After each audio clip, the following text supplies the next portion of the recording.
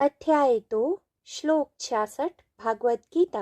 नास्ति बुद्धिरयुक्तस्य न चायुक्तस्य भावना न चाभाव्यतः शान्तिः अशान्तस्य कुतः सुखम्।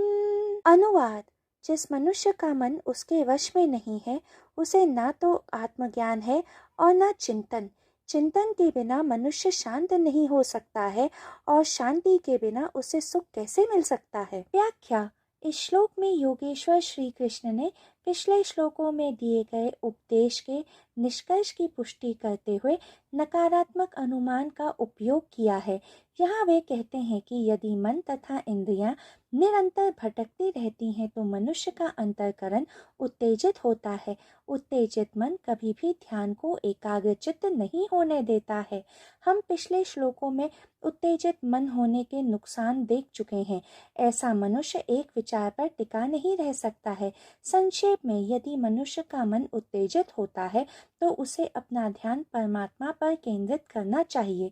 इस श्लोक में श्री कृष्ण प्रसन्नता के रहस्य के बारे में बता रहे हैं। पिछले श्लोक में वे कह रहे थे कि परमात्मा का ज्ञान शांति का ज्ञान है और इस श्लोक में वे कह रहे थे कि यदि परमात्मा नहीं तो शांति नहीं।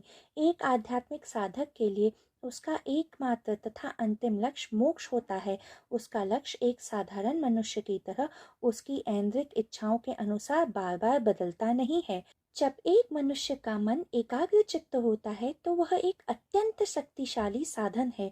मनुष्य अपने विचारों की प्रक्रियाओं से इतनी ऊर्जा उत्पन्न कर सकता है कि वह किसी और को मार सके, क्योंकि मानव विचार स्वयं एक प्रतिध्वनि है, एक ऊर्जा। यदि मनुष्य सचेत रूप से अपने विचारों का संचालन करते हैं तो मनुष्य के विचार मनुष्य की इच्छा अनुसार कार्य करेंगे।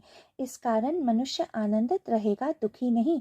यदि मनुष्य आनंदित रहेगा तो वह अपने जीवन में प्रसन्नता तथा शांति की खोज नहीं करेगा तथा मनुष्य जीवन की प्रक्रियाएं स्वाभाविक रूप से परमात्मा की ओर केंद्रित हो जाएंगी।